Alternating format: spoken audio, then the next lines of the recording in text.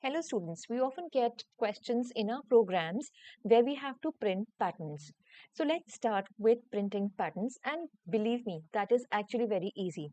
For example, the first question is you have to print a pattern with 5 stars. So if you observe carefully, all these 5 stars in a single row. So whenever you get a question to draw a pattern, always think of it as a matrix. Matrix means a table, a small table with a number of rows and number of cells. And in programming languages like C, C++, Python, R, and even Java, we start our indexes from 0. For example, this is the first row and index starts from 0. So this is row 0. This is row 1. This is row 2, row 3, row 4, and row 5. Similarly, we have numbers for the columns. This is column number 0, column number 1, column number 2, column number 3, column number 4, and this is column number 5, right? So now what you have to do is you have to print stars in the same row. So what am I supposed to do is, if you visualize, you have to print these stars in a single row. So if you observe carefully once again, you see that the number of row does not change. Only the column number is changing. The first star is in column 0. The second star is in column 1. The third star is in column 2, so on and so forth. So only the column number is changing, right? Not the row number. So when we code this in Python, this is an online Python interpreter. This is the simple code to print 5 stars. For example, we have the code for I in range 6. What are you supposed to do is print a star. Okay? So what does the range function do? Let's revise quickly. The range function creates a sequence. Sequence from starting from 0 till n minus 1. Right?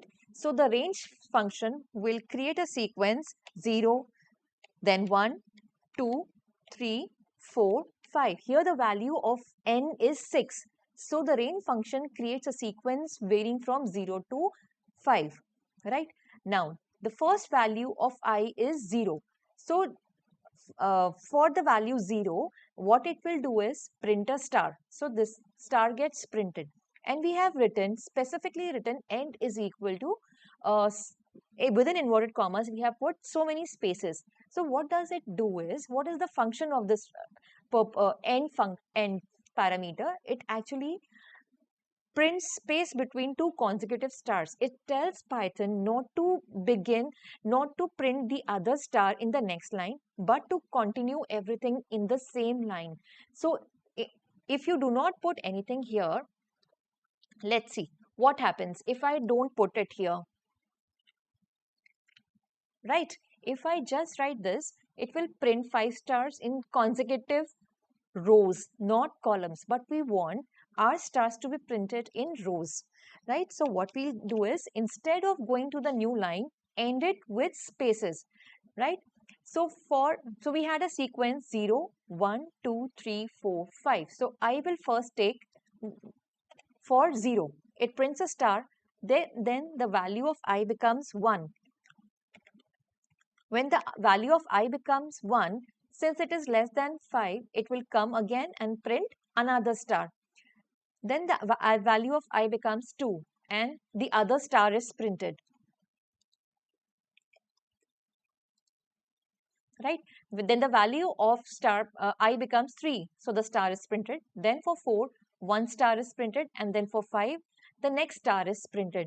Once all the stars are printed, the code executes successfully. So this is how we printed a simple pattern of 5 stars in the same row.